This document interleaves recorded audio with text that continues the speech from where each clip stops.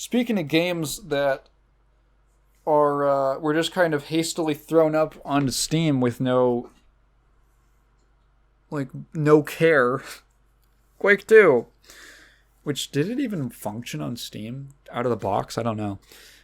Yeah, so basically in order to play Quake 2 like for real, for actual, you would have to download a source port like Yamagi Quake, which is a pain in the ass to set up. To get like that, and then all of the sound files, which you had to download separately. And it was like, I remember just getting a headache trying to set up Quake 2. And then the game is Quake 2, which isn't even that good. I'm being mean. So I talked about Quake 2 a while ago. Like, man, I feel like it's in like episode 30 something that I talked about Quake 2 back when I played it. And I have never been a super big fan of the game.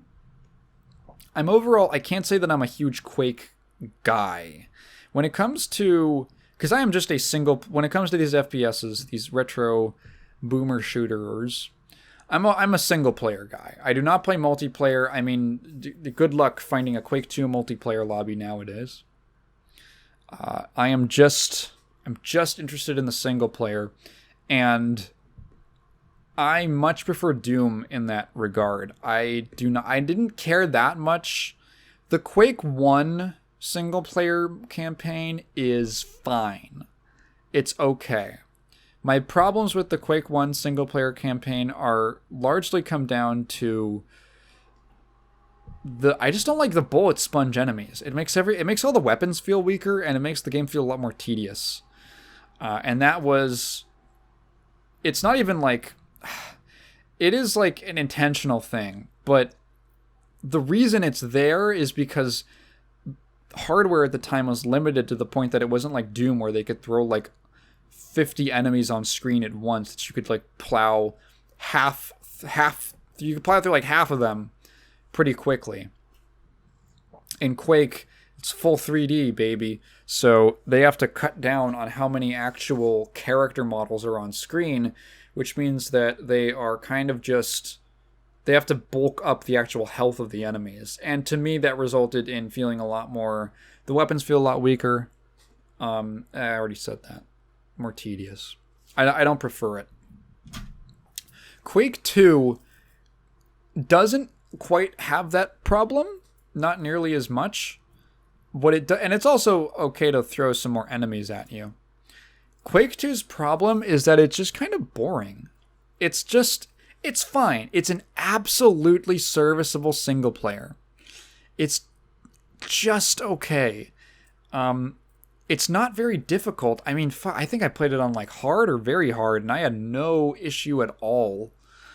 Mind you, that was after, I'd already beaten like Blood multiple times, and I beat the game on hard and all that, and I've played Shadow Warrior. Pretty tough shooters, right? And I don't expect Quake 2 to be that difficult, like as difficult as those games. But at the same time, it's like, man, you're just sort of going through the motions for the entire game, and it ends up feeling very low impact. It's just kind of like, yeah, I'm doing this, and then I'm doing that, and then I'm doing the next thing, and then nothing's ever really, I don't even really remember anything from Quake 2. The additions that it tries to make, the innovations, are very shallow as well. Some of them, at least. There's like objectives, right? So it isn't like they're really trying something different. So, Quake was just level based, right? And then you'd advance to the next level. Quake 2 has these kinds of mega levels that are made up of smaller levels within them, with loading screen transitions when you go from one to the other.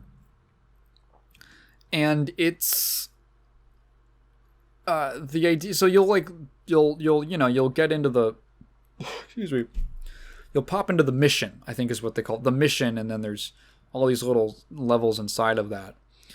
And you'll get an objective, but the game is designed in such a way that you kind of just naturally complete the objectives as you play them. You don't really have to go out of your way to look for anything for the most part. You don't have to really use your head for anything. You just kind of do stuff. You kind of do what you're already doing, which is killing guys and getting items. And eventually you'll either pick up the key item, or you'll kill the enemy that you need, or you'll flip the switch that you need, which is already just like a natural part of the gameplay. And it sort of leads to... It's essentially the exact same thing as Quake, the original, or Doom, except imagine if in Doom you could hit a button and a screen would pop up that would give you the most bare bones in-universe explanation for why you're doing what you're doing in that level. And it's not very substantial. That's always kind of been my complaints with Quake 2. It's just okay. Like, I finished it, and I was kind of surprised that it was over, because it didn't... The last boss just feels... I don't know, he just kind of goes by. And for a game that was so difficult to set up, didn't leave much of an impression on me. It feels like a tech demo. It feels like a tech demo in a lot of ways. It had that epic colored lighting that ruined Daikatana, that fucked up Daikatana. That's a different story. Although I love telling it. So, the Quake 2 remaster gets announced, and I wanted to go check it out because it has a new episode. It's got a new episode, Realm of the Machine. And I was like, oh shit! Is that like by Machine Games? Because Machine Games... the Wolfenstein guys, the new Wolfenstein guys, also did the Quake 1 remaster, which I had a great time with. The Quake 1 remaster included a new expansion called Dimension of the Machine, which is, in my opinion, like peak Quake single player. Like, Dimension of the Machine fucking rules, and it's honestly worth getting the game just for that.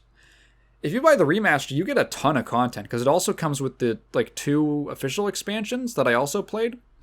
And those are pretty... I actually like... I, again, prefer those to the base game. So I was pretty excited to play the new Machine Games, like, level pack. Mega WAD isn't really applicable here, because it's not what it is, but you know what I mean. The new expansion that they put together for Quake 2. It also, the Quake 2 remaster also comes with the two or three official expansions that were released previously, which I have not played, but I might actually go back and play them now. So first of all, the benefits of the remaster is, number one, the game just works out of the box. You don't have to install a source port that you have to like run separately. You can just download it on Steam and click play, and it works. It has lots of modern features and options. It runs very smoothly. Lots of customization features. Really just solid all-around remake. It looks good. It plays good. And so most of this is just going to be talking about... I didn't replay the base game because I just don't want to go through that again. But I played through Realm of the Machine. It's really good. It is really good. I don't know if I like it as much as Dimension of the Machine. It doesn't have quite the same consistent atmosphere as Dimension of the Machine did. I think Dimension of the Machine is fucking gorgeous. It is beautiful and intricate and just fascinating to look at so many of the levels there. Realm of the Machine is really good, and there's a couple levels that I think are fantastic. It's about 7 levels, and it's like six that you pick in any order. You've got the sort of hub area, which is sort of neat. Also, how Dimension of the Machine worked. You've got this hub area, and you can go around. You've got to complete all of them at some point, Mega Man style. And once you finish that, you open up the portal to the last level. Pretty simple stuff. But a lot of these levels, they look really good. They look good. They have really just solid design. I rarely felt lost. Also, apparently, Quake has a compass, which I never knew. Quake 2 has a compass. I never knew that was in the game because I never had to use it. A lot of really fun, like actually pretty challenging. I played on very hard, and I had a decent challenge with this expansion. It's not afraid to throw like a bunch of enemies at you and be kind of mean. I like it when games are mean to me because I'm kinky like that. I'm a naughty little vixen, and I like hit scan enemies. And there's some very memorable segments where the game just like drops a bunch of dudes on you, and it's extremely hectic, and it's good. It's really good. Just really solid overall level design. There's a couple standouts. There's at least 2 standout levels. Corpse Run, awesome level. I saved that for last I don't know, I just did them in kind of like a random order. And that one was the last one I played, and man, that one's fucking cool. That is there's some great references to the original game that I don't exactly want to spoil, but things that had me going, oh shit, that's cool. Honestly, just play it for yourself. It reminds me, it at least allows me to appreciate the good parts of Quake 2. I think Quake 2, I would say the main game, having played Realm of the Machine, it gives me some good perspective, because Quake 2, it's like, man, this game does feel really good. Running around and jumping and shooting, it feels good. The super shotgun, it's a good super shotgun. It's a good double barrel. The chain gun in this game is fucking insane. I always forget just how many bullets it shoots. Holy crap. It is... Just go look up like a video of someone using the chain gun in Quake 2. I can't think of a weapon in any other game that shoots that many bullets that fast. It just chews through ammo, and it feels awesome. It feels great to just tear through enemies with it. The sound effect is awesome. It's so good. Just such an excessive, ridiculous weapon. A lot of things in the like the railgun feels good to use. The rockets feel good. The grenade launcher is fun. A lot of really solid weapon design. There's a lot of weapons. I think there's too many weapons in the game. They had like a few too many ideas for weapons, and it kind of ends up getting a little cluttered and cramped. One of the things that I don't really like that much about the original Quake is I feel like there's a little too much overlap in the arsenal, where it's like, okay, do you need 2 shotguns and 2 bullet weapons? Do you need to have, the nail gun and the super nail gun? Do you need like 2 of those? Because you could have just condensed those down to just being 2 weapons. You get really spoiled when you play Blood, and Blood just hands you a really good double barrel shotgun that you can use as if it's a single barrel shotgun whenever you want. That spoils you a lot. Go play Blood. It's great. Quake 2 has a very good amount of variety in its weapons, and I actually found myself in this expansion flipping through them pretty often. With the exception of once you get the chain gun, the machine gun, which is the basic, like the first, it's like the weaker bullet weapon. Biz used. I never used it. I never used it at all. It's like pointless. And I also never really used the regular shotgun, which is also, I don't know, it's always kind of been a problem with these games of like having these direct upgrades, but also you just keep the original weapon. Okay, like why would I use it? I guess to conserve ammo or something. But yeah, it's besides that, there's enough weapons like, okay, yeah, I used the shotgun, I used the chain gun, I used the, what else is in this game? There's like, essentially this game's version of the plasma rifle, what is it called? It's called like the Mega Pistol or something like that. The rocket launcher, the grenade launcher, which are good in like different situations. There's these mines that you can throw down called like Tesla that I never really used. There's a couple different super weapons. There's like a laser beam. There's the BFG 10,000, which is, it feels really good. Just kind of fry everything in a room. There's also something, what is it called? Like the evaporator or something like that. And it's like a single target, super high damage weapon. And it's neat. You get it in a few levels.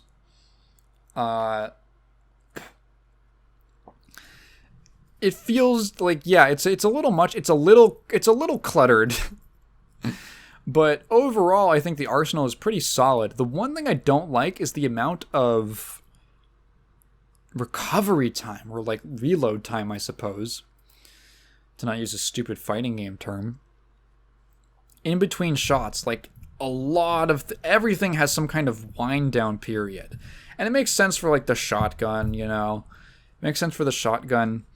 But like the minigun, or the chain gun, whatever the fuck they call it, has this whole wind down period before you can use it again, and it has a spin up period before it hits full speed. The rocket launcher actually doesn't have too much wait time in between. The mega, whatever, the plasma rifle equivalent in this game, I can't remember the name. It has some goofy name. Has a weird spin down time in it, which I guess the original plasma rifle also did, but that was in a game where that was like the exception. It was like that, and in Doom, what even has like a cooldown period?